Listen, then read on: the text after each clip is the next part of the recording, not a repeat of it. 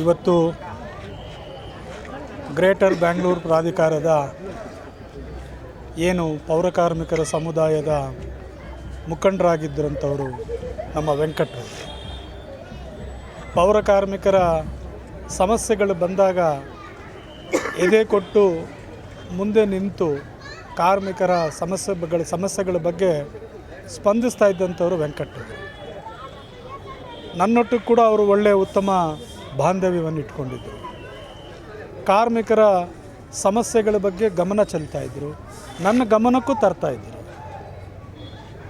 ನಾವೆಲ್ಲ ಒಟ್ಟಾಗಿ ಕಾರ್ಮಿಕರ ಸಮಸ್ಯೆಗಳು ತೀರಿಸ್ತಕ್ಕಂಥ ದಿಕ್ಕಿನಲ್ಲಿ ಕೂತು ಚರ್ಚೆ ಮಾಡ್ತಾಯಿದ್ವಿ, ಯಾವ ರೀತಿ ಮಾಡಬೇಕು ಅಂತ. ನಾನು ವೆಂಕಟ್ ಅವ್ರನ್ನ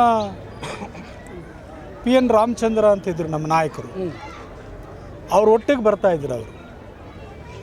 ಅವರೊಟ್ಟಿಗೆ ಬರೋರು, ಅವ್ರ ಕಚೇರಿಯಲ್ಲಿ ಕೂತ್ಕೊಳ್ಳೋರು, ನಮ್ಮನ್ನು ನೋಡಿದಾಗ ನಮಸ್ಕಾರ ಅಂತಕ್ಕಂಥ ರೀತಿಯಲ್ಲಿ ನಡ್ಕೊಳ್ತಾಯಿದ್ರು. ಕಾರ್ಮಿಕರಾಗಿ ಕೆಲಸಕ್ಕೆ ಸೇರಿದ ಮೇಲೆ ಕಾರ್ಮಿಕರ ಮುಖಂಡರಾಗಿದ್ದರು, ಕಾರ್ಮಿಕರ ಸಮಸ್ಯೆಗಳಿಗೆ ಸ್ಪಂದಿಸಿದರು.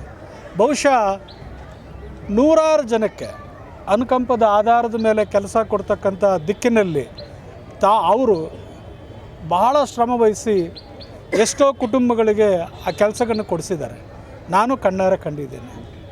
ಇವತ್ತು ವೆಂಕಟ್ ಅವರ ಪರಿಶ್ರಮದಿಂದ, ವೆಂಕಟ್ ಅವರ ಹೋರಾಟದಿಂದ ಎಷ್ಟೋ ಜನ ಪೌರಕಾರ್ಮಿಕರಲ್ಲಿ ಇವತ್ತು ಜೀವನಗಳಲ್ಲಿ ಬದಲಾವಣೆ ಆಗಿದೆ. ಅಂಥ ಒಬ್ಬ ನಾಯಕನನ್ನು ಇವತ್ತು ನಾವು ಕಳ್ಕೊಂಡಿದ್ದೇವೆ. ಇದೊಂದು ಸಮಾಜಕ್ಕೆ ನಷ್ಟ, ನಮ್ಮ ಸಮಾಜಕ್ಕೆ ಇದೊಂದು ನಷ್ಟ. ಇಂಥ ನಾಯಕರುಗಳು ಇನ್ನೂ ಒಂದು 16 ಕಾಲ ಇರಬೇಕಾಗಿತ್ತು, 16 ವರ್ಷ ನಮ್ಮ ಜೊತೇಲಿ ಇರಬೇಕಾಗಿತ್ತು.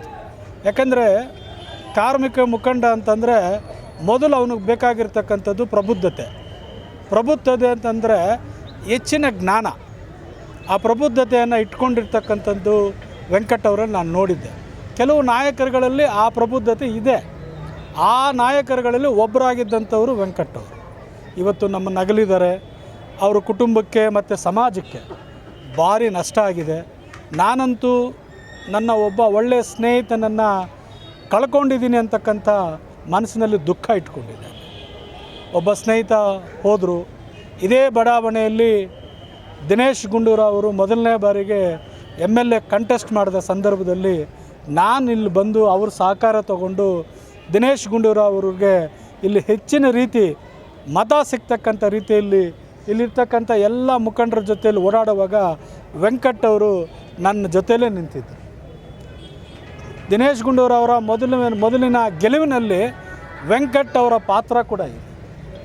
ಸೊ ಇಂಥ ನಾಯಕನನ್ನು ಕಳ್ಕೊಂಡಿದ್ದದ್ದು ನನ್ನ ಹಳೇ ನೆನಪುಗಳನ್ನು ಇವತ್ತು ನಿಮ್ಮ ಜೊತೆ ಮೆಲುಕು ಹಾಕ್ಕೊಳ್ತಾ ಇದೆ.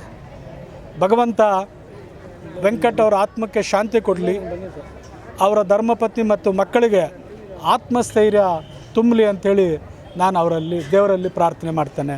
ವೆಂಕಟ್ ಅವರ ಅಂತಿಮ ಯಾತ್ರೆಗೆ ಭಗವಂತ ಯಾವ ತೊಂದರೆ ಇಲ್ಲದೇ ಅವರಿಗೆ ಮೋಕ್ಷ ಪ್ರದಾನ ಮಾಡಲಿ ಅಂಥೇಳಿ ನಾನಾದರೂ ಅವರ ಶರೀರದ ಮುಂದೆ ನಿಂತ್ಕೊಂಡು ಪ್ರಾರ್ಥನೆ ಮಾಡ್ತೇನೆ.